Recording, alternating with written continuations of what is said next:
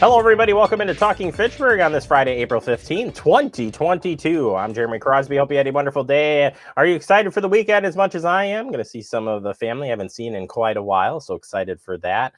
But also, it's going to be somewhat of a nice weekend. We talked about the forecast. It's going to be cooler through next week.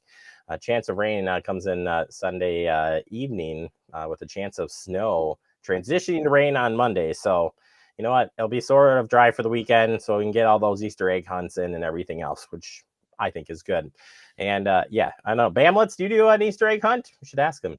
Oh, they do. Bamlet House does a big Easter egg hunt. Ooh. Yeah, we do a couple as well. So always excited for that. Actually, we should do. I should do an Easter egg hunt with the staff at Fact TV. Hide their basket, like put some baskets together and hide them all over City Hall. Oh my gosh, that'd be so much fun. I'm not doing that. What am I saying? All right, well, let's tell you what's coming up on the show today. We're going to look back at talk about the Pulsepoint app. It's a Safety Friday. We're changing it from our Safety Wednesday to a Safety Friday. Pulsepoint app. If you've never heard of this, this has to do with getting informed about somebody needs help in the CPR world or CCR. We'll break that down for you and talk with our friends from Emergency Management of Dane County. Plus, we'll check in with the Fitchburg Police Department. So we got a lot to get to here on this Friday. We start with Easter egg hunt, and guess what? I've already found one of the Easter eggs, Andrew. It's at City Hall. Shh! Don't tell anybody. It's right at City Hall, though. Easter egg scavenger hunt. Search for Easter eggs hidden throughout Fitchburg parks. Solve the mystery message and come visit the recreation office and choose your prize. Rec office is at 5510 Lacey Road. It's open Monday through Friday at 8 a.m. to 4:30 p.m. Last chance to pick up a prize will be 4:30 p.m. on Friday, April 29th. You should note that the eggs are pieces of paper that have an egg on it, okay? So when you're out there looking, you can't miss it. And like I said, I stumbled across one and I didn't tell you guys anything. So there you go. All right, moving on. McGaw Park. Maybe you'll find a clue at McGaw Park. At the pickleball courts, pickleball community kickoff event is coming. Just got this in yesterday, April 28th is the date, 5:30 to 7 o'clock p.m. They'll be covering scheduled open play rules and where to find lessons, how to attend clinics, leagues, etc. All of that's going to be lots of fun. It's at McGaw Park. Pickleball courts are located at 5236 Lacey Road. I'm so used to saying or 5520. Like I always want to say it when I see a Lacey Road thing. It's funny. Anyway, pickleball is so much fun, and we have a huge pickleball group here in the city of Fitchburg. Jazz at 5 is returning to the city of Fitchburg, but they're splitting their dates, going back to their downtown location as well. So we'll get half of the performances here in Fitchburg and half back at their old location. So mark your calendar, July 27th, August 3rd, and August 10th.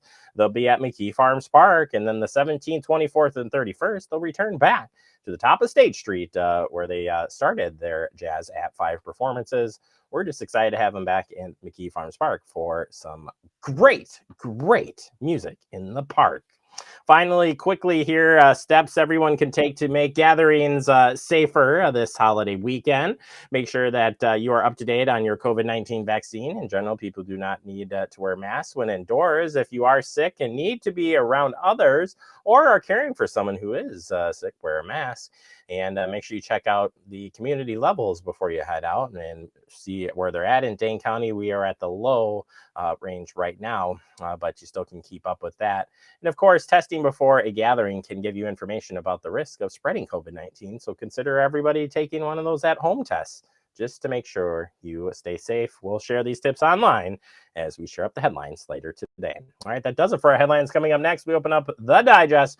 We're going to talk about the Pulsepoint app, and later we'll check in with the Fitchburg Police Department on this Friday's edition of TF.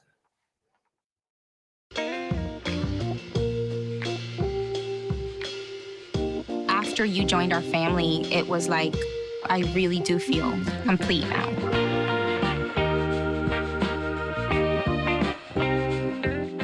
You could be spreading the coronavirus without realizing you have it. So follow guidance from authorities where you live and do your part. It's important to limit in-person interaction with anyone outside of your immediate household, but phone and video chat are safe ways to connect. It's also important to limit any social gathering. This advice applies to people of any age, including teens and younger adults. Visit coronavirus.gov for the latest information. Brandon met a girl on a dating app. He finally found the courage to ask her out. No answer. He started to panic. Was he being... Hey, sorry I didn't respond. I was driving. She must be a keeper. Welcome back into Talking Fitchburg. Joining me today from Dane County Emergency Management, we have Eric Anderson. Eric, welcome to Talking Fitchburg. How are you doing today? I'm doing fantastic, Jeremy. Thanks for having me. Thank you for being on. Today, we're going to talk about an awesome app that has been out now for a while. It's called Pulsepoint.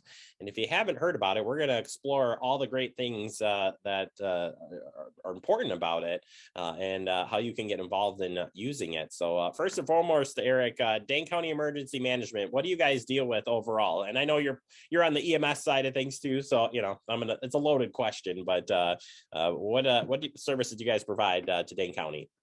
Yeah, absolutely. So the overarching role of Dane County Emergency Management is to support our local municipalities and our communities to prepare for, respond to, and recover from emergencies, whether it's flooding.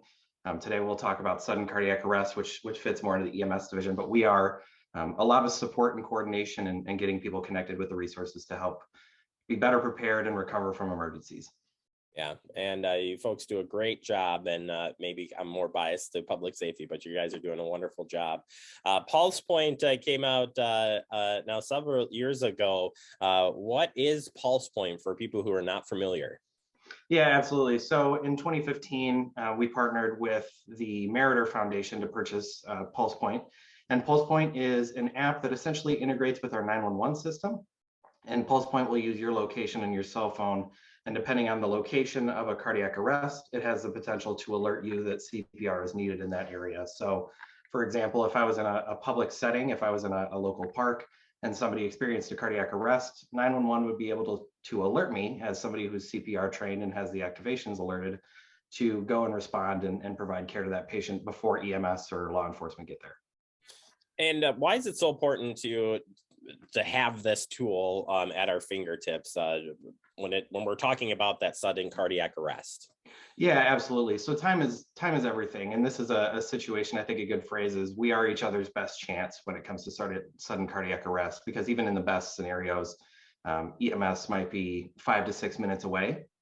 And that's in a really good scenario. So the more time that we can spend providing quality CPR to that patient, if they have experienced a cardiac arrest, is going to give them a better chance to respond to the treatments that the ambulance and the fire department are going to provide. How about success stories? So has it worked? We've had this for a while now. What are some of the success stories that you've heard from this Pulsepoint app? Yeah, absolutely. So I think probably the most publicly recognized, there was a student at Madison College that experienced a sudden cardiac arrest. And you talk about, it's a tragic situation, but the best case scenario, if you collapse in a room full of paramedics and paramedic instructors, and the staff throughout the school were notified via the Pulsepoint app, and they were able to go and render aid while the paramedics were coming. And that patient ended up having a great outcome. And we're hopeful that she'll be a speaker at our upcoming Survivor Celebration. That's awesome. And yeah, it is so important. Timing is everything with these situations, no matter what it is. Overall, for people who are interested in Pulsepoint and downloading the app, how can they where can they find it? And what would be some of the things you'd point out for usage? Yeah, definitely. So anywhere that you get apps. So if you're on an iPhone, you could get it wherever you download anything else. When you look for Pulsepoint, you want to look for one of two things. It's a red icon for what we call Pulsepoint Respond, which is the app that will alert you to CPR. It's a little red block with a pin and then an EKG line through it. And then the other one that I would suggest that people get is called Pulsepoint AED, which is the exact same logo. It's just in yellow. It's a free app. You can download it. When you're setting that app up, just make sure that a couple of things happen. Make sure that when you get into the app, you are subscribed to the CPR alerts. If you're trained and you're comfortable doing so. And make sure that in your phone, you're allowing the app to track your location, because it won't work unless that phone knows where you are in proximity to it. As far as looking down the road and other ideas for Pulsepoint, is there any other tools that can be added to Pulsepoint, or anything that we've learned from using this that you guys have made adjustments to it? Without knowing too much more in depth, I have Pulsepoint, but what other features could you guys expand on in the future? Or are we kind of, this is working and we're going to keep up with it? It is working, but we always have room to expand. So two of the areas that we're really digging into, the first one is that Pulsepoint AED. So we do have a registry of registered AEDs in our area, and we now have that connected to our 911 center. So our 911 call takers are fabulous at providing chest compression diagnostics, helping people through that if they're not trained or they're not initially comfortable, to try and get chest compressions going as quickly as possible. And now we have that AED registry connected so that if you're within a certain distance of an AED, they can tell you. They no longer have to ask if one's available. They can say, hey, you have this defibrillator, send somebody to go get it if you can. So that's one area of expansion. The other area is a program called Verified Responder. And this is something that the Madison Fire Department did implement a few years ago. And we know that 3/4 of cardiac arrests happen within a person's home. And that's something that right now in Pulsepoint to the general public, we're not alerting them to, and that's admittedly a gap. If we have 3/4 of people having this event at their home, we need to get people to their home as quickly as possible. So the Verified Responder program proved promising, and that's something that we're pursuing for the rest of the county. Again, right now, that's the City of Madison Fire Department.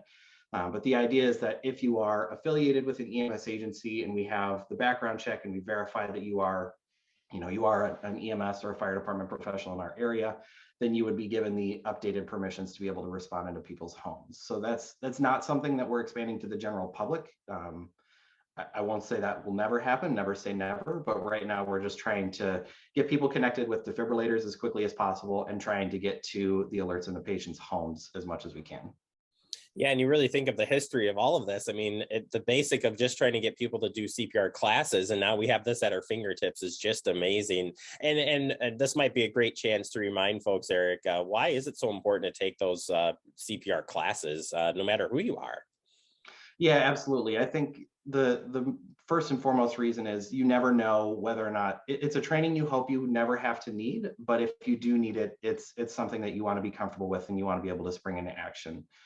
I think it's a training that to the general public up until recently, it was maybe a little cost prohibitive or just difficult to find a class, but something that we're trying to push out now is a process called hands-only CPR, so that, John Q. Public doesn't have to go to a formal course and take a test and all that kind of stuff to feel like they have the tools needed to help somebody in cardiac arrest.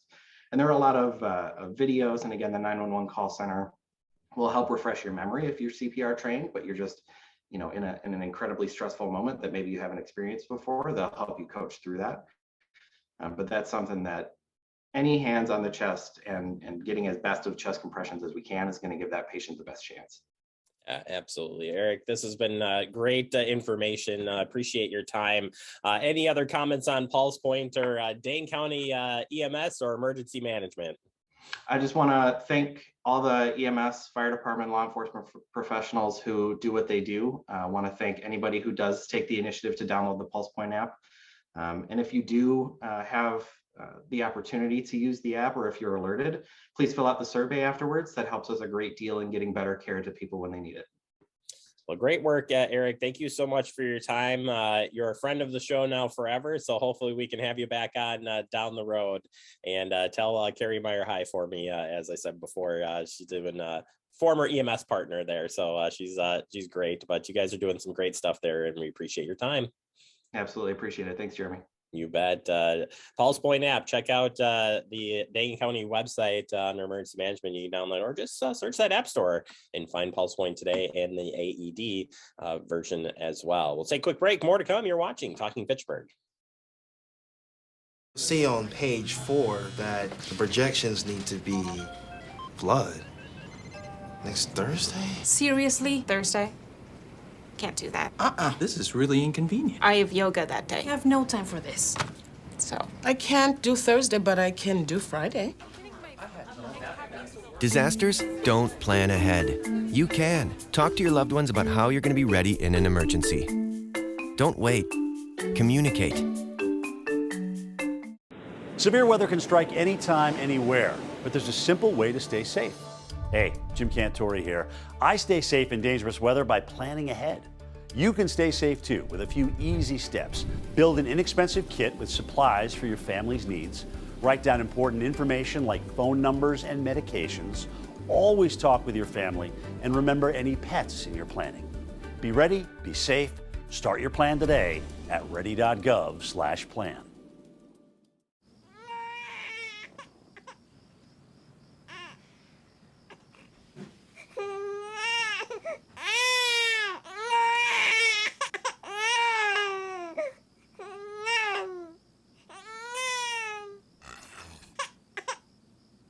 If you love them enough to suck the snot out of their nose at 4 a.m., then surely you'll check nhtsa.gov/the right seat to make sure they're in the right car seat. Hello, everybody. Welcome back into Talking Fitchburg. Joining me today from the Fitchburg Police Department is Lieutenant Ned Hartwick. Ned, welcome back to the show. How are you doing today? I'm doing great, Jeremy. How are you? Did I get the title, the name, everything right? You good to go? I'll go with whatever you give me. All right. Well, Captain, let's start off by talking about the shots fired incident and arrest taking place a little bit earlier this week.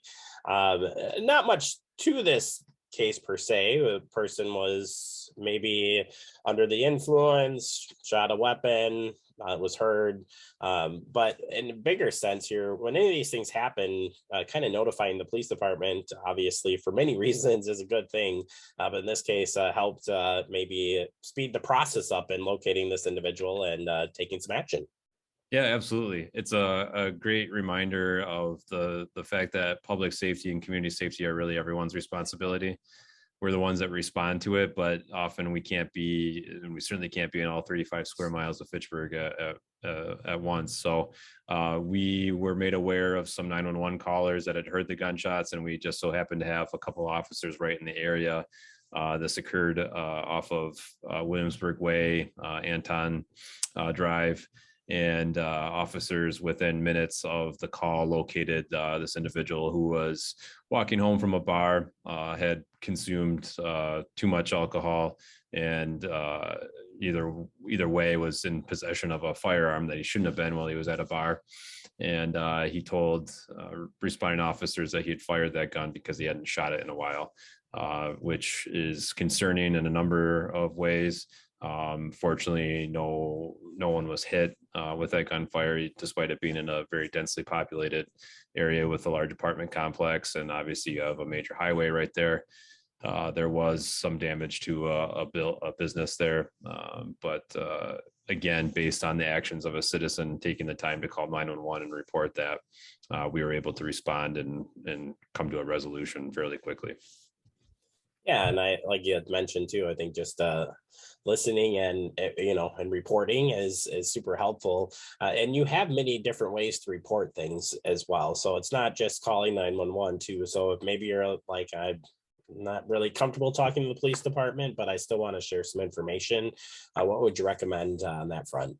So we always recommend calling, I think the bigger question comes in sometimes is this an emergency? Do I need to call 911? Because a lot of times people are fearful of calling 911, that you're taking up the emergency dispatcher's time. And there is understandable, hesitation there. But I recommend if you are hesitating to call, just call. And even if you call 911 and it's not truly an emergency, they'll triage the situation. But the unique feature that we have here in Fitchburg is that we maintain a non-emergency dispatch number. And I recommend that all Fitchburg residents, anyone that works in Fitchburg, program that number into their phone. You're that much more likely to call and let us know what's going on. And we answer that phone 24/7, and you'll get the same response that you would if you were to call 911. If you do have a medical emergency, please call 911. But in addition to our non-emergency dispatch number, which for those of you wanting to enter that into your phone is 608-270-4300.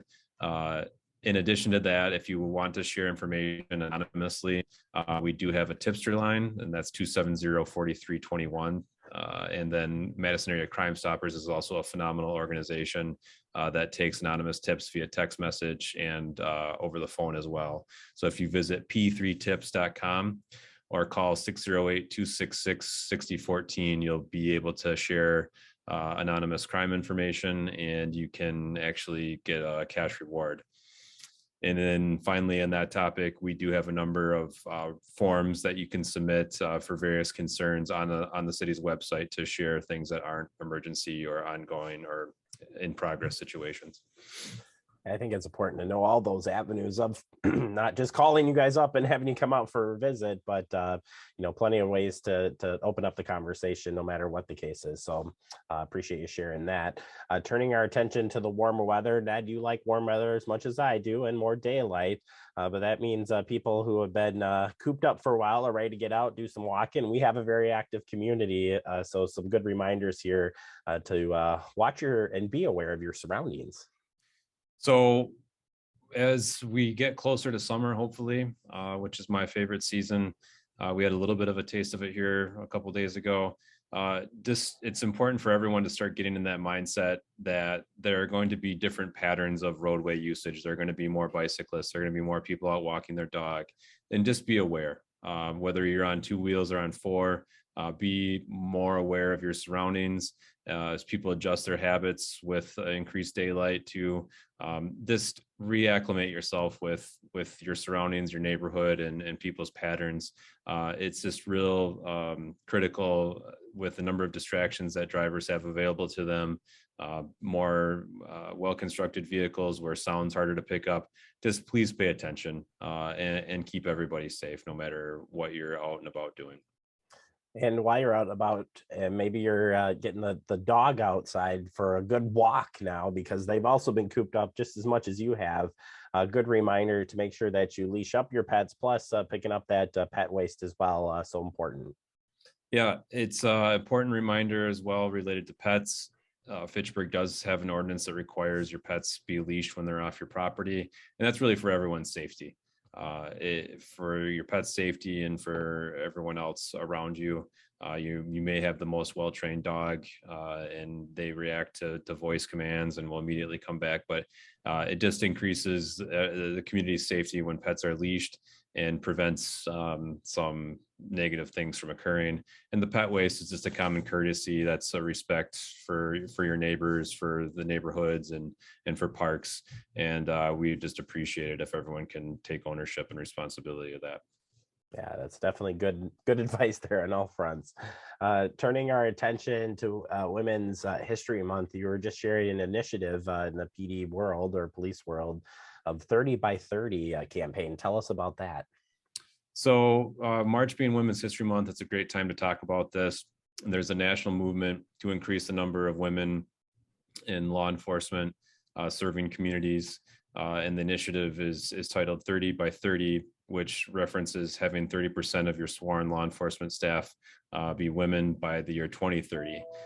The number of women serving in law enforcement has been rather stagnant for a number of years, and the national average is right around 12% of law enforcement personnel being female. What we're hovering around, depending on over the last couple of years here, 15 to 20%. So we've been doing fairly well. But there's always the need and the interest in increasing those numbers. Research shows that females in policing open a number of doors as far as representation of the community. There's research that leads to the belief or the understanding that there's decrease in use of force, and a number of just very positive things that we would like to see in our police department and police departments around the country. So we have signed that pledge, and we have a very active group that is working to improve our representation in our workforce. I think of sometimes maybe you want to confide, maybe you want to talk to a woman versus a man when you're out, for the police, this perspective, depending on what's going on there. So I think you've got a lot of different things, but it's a great initiative, and we'll keep up on the progress with that on the police department. Finally, want to quickly talk about National Social Workers Month and just how important a social worker is, but the police department now has a shared social worker on staff who's now on board. Sarah Folkers worked for the senior center for many years, is now partly on your staff as well. Why is this such a great benefit for both the senior center and police department? Well, and really it's a benefit for the community is the biggest thing here, is that we are able to provide a whole different level of service, and we are being the 24/7 agency that we are, and being the agency that tends to collect issues that there aren't necessarily good solutions for in the community. We get a lot of calls that aren't necessarily law or criminal related, and so the biggest thing that this position will allow us to do is to provide more resources to community members that we don't have the tools or the resources to provide. And then in turn, that frees us up to respond to criminal matters, investigate crimes, prevent crime. And Sarah has been extremely busy already. We're working through workflow and referrals and what the process is going to look like, because this is brand new to us. And so in addition to the resources to the community, it's going to increase communication across city departments, and we're going to be much more responsive to the needs and the wellness concerns of our community. I think that's going to be part of the best part of this, is we're going to learn as we go too. So we know the benefits of having a social worker available for lots of great reasons, but we'll probably find out some more great things to come as well. And Sarah will do a great job in that role. We know that for sure. All right, Ned, thank you so much for your time. Appreciate it. And quickly, Ned, if you were going to do a bracket, who would you pick to win? Is it going to be the W here, or is it start with a G? I don't know. You're putting me on the spot. I do know Kentucky is not going to advance to the championship after that upset last night. Maybe that was your bracket pick. So we'll end it there, Ned. Thank you so much for your time. Stay safe out there. We'll check back with you next month. Thanks, Jeremy. You bet.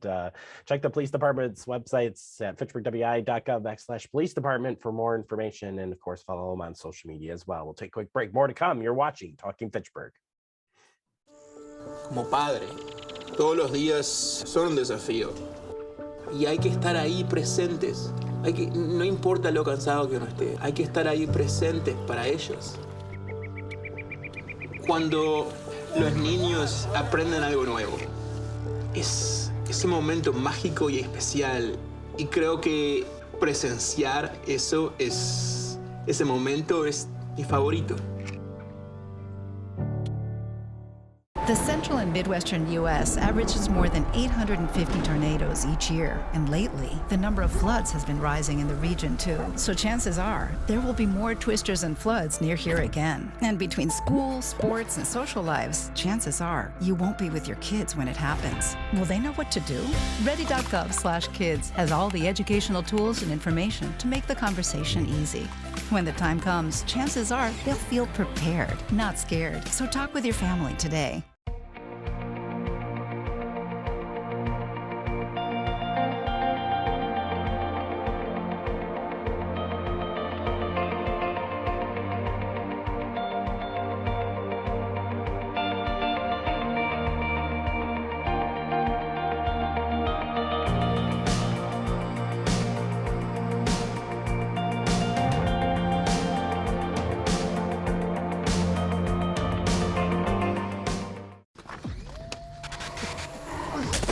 Multiple studies have shown that marijuana can slow both driver reaction and response time, which can be really dangerous.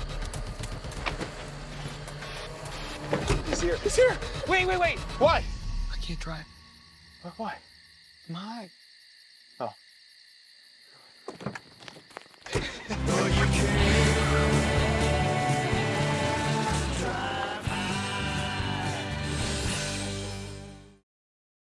Welcome back into Talking Fitchburg, wrapping up the show. I want to thank our guests from Dane County Emergency Management and Fitchburg Police Department helping us out here on a Friday. As we wrap up, remember to stay safe this weekend.